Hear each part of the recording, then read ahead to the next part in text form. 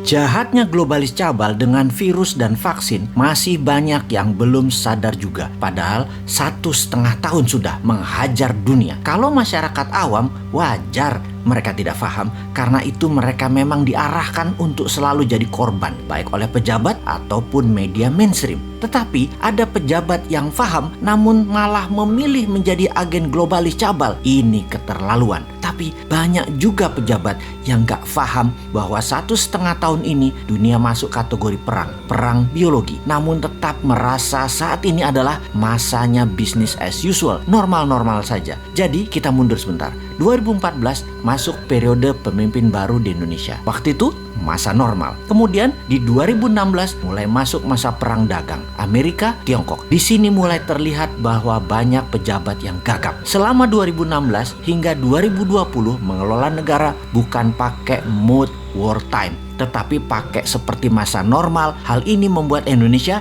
tertinggal. Tetapi masyarakat banyak yang gagal paham bahwa kesalahan melihat dunia berefek seperti saat ini. Indonesia jalan di tempat. Buktinya GDP per kapita hanya dari 3.800 ke 4.000-an dolar per kapita. Ini harus terlihat sesungguhnya sebagai kurang berhasil dalam tanda petik membuat Indonesia berdaulat ekonominya. Karena salah melihat peta dunia, salah melihat world map. Lalu berlanjut di tahun 2020, di mana saat itu adalah perang biologi dunia atau dunia kena pandemi virus buatan yang bernama corona. Perang ini bisa panjang, bisa pendek di setiap wilayah, tergantung pejabat suatu negara berstrategi mengelola negaranya. Kalau mau cepat, ada strategi bernegara yang memilih ikut maunya globalis, yaitu beli vaksin mereka. Ada yang tidak mengikuti produk globalis, yaitu tidak pakai vaksinnya, tetapi pakai imunitas atau imunoterapi, pakai penguatan imunitas tubuh. Penguatan imunitas tubuh sangat berlawanan dengan maunya globalis cabal, yaitu menggunakan vaksin. Negara yang di bawah pengaruh globalis pasti menghalangi terapi imunitas, termasuk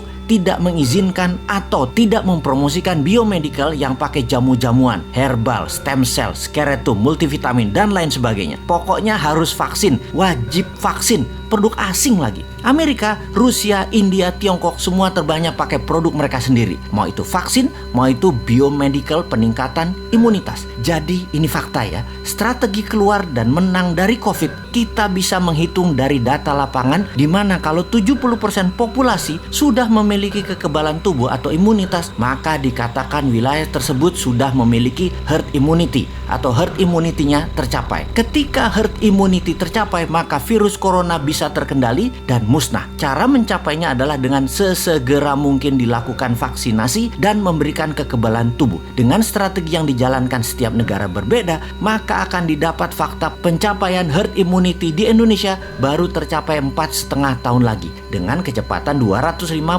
vaksin per hari yang dilakukan pada saat ini dengan stok 400 juta vaksin yang akan disediakan. Ini waktu yang lama. Masa anak kita sekolah masih di gadget hingga 2 tahun ke depan sih? Waduh. Tetapi bagaimana? Lah bergantung banget sama produk asing. Coba yang namanya Nusantara, Merah Putih, dan lain sebagainya dikategorikan solusi. Pasti 2 tahun ke depan herd immunity tercapai, sehingga beberapa wilayah per Juli ini bisa sekolah normal anak-anak kita. Bukan sampai 4 tahun lagi hidup di gadget. Kita bandingkan sejak 6 bulan yang lalu. Amerika dengan 1,8 juta vaksin dan berbagai imunoterapi per hari, maka dalam 5 bulan lagi herd immunity di Amerika tercapai. Tiongkok lebih dulu lagi. Sejak 9 bulan yang lalu sudah dengan kecepatan 15 juta per hari. 4 bulan lagi atau sekitar bulan September herd imunitas tercapai. India bahkan dengan kecepatan 2-3 juta per hari, diperkirakan 2,5 tahun lagi herd imunitas di India tercapai. Kalau Indonesia masih 4,5 tahun lagi. Ini gawat, bisa nggak berhaji selama 4 tahun ke depan. Ya ini mismanajemen kelolaan bernegaranya. Ditambah bisa sekolah dari gadget hingga 4 tahun ke depan. Waduh, bisa hilang keterampilan sosial anak-anak generasi Z zilenial ini yang saat ini usianya 20 tahun ke bawah. Jangan begitulah mengelola negaranya, wahai pejabat.